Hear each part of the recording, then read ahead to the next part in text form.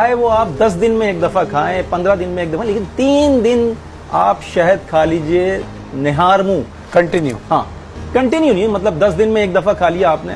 رسول خدا نے فرمایا اگر 3 دن کوئی مہینے میں شہد کھا لے گا اس کو کوئی مہلک مرض نہیں ہوگا.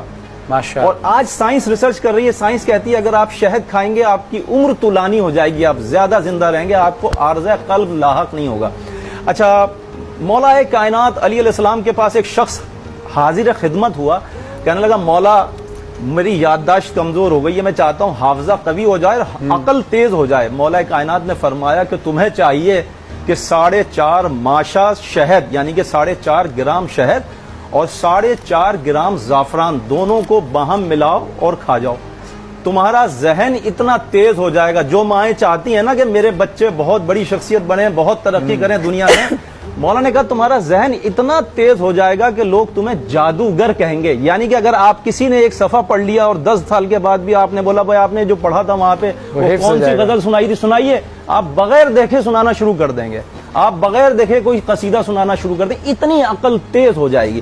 اچھا، میں کھانسی کے لیے ایک نسخہ بتانا چاہتا ہوں. مجھ سے سوال پوچھا لوگوں نے، فیس بک پہ بہت زیادہ سوال آ رہا ہے کہ پرانی جو کھانسی ہے لوگوں کو، کیونکہ اگر آپ کسی تقریب میں کھانس رہے ہیں تو تقریب میں ساری بات چیت رک جاتی ہے آج کل اور سب اس کو دیکھنے لگتے ہیں آج کل زیادہ ہے، آج کل کھانسا کس نے بھائی آج کل.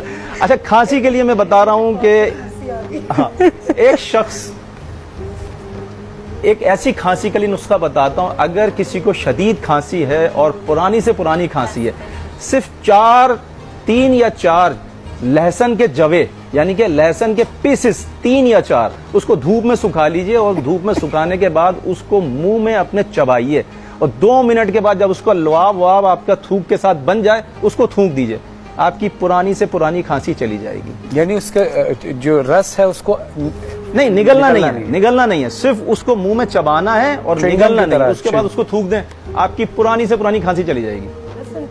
لہسن کے 3 یا 4 جوے صرف منہ میں رکھ کے اس کو چبائیے اور چبانے کے بعد اس کو تھوک دیجئے، آپ کی کھانسی رک جائے گی. کچے لہسن کو یا اس کو تھوڑا فرائی سوکھا ہوا لہسن ہو، یعنی کہ اس کو دھوپ میں سکھا لیا آپ نے. اس کو دھوپ میں سکھانے کے بعد 1 دن میں سوکھتا ہے دھوپ میں. آج کل دھوپ اتنی شدید پڑ رہی ہے، 1 دن میں سوکھتا ہے.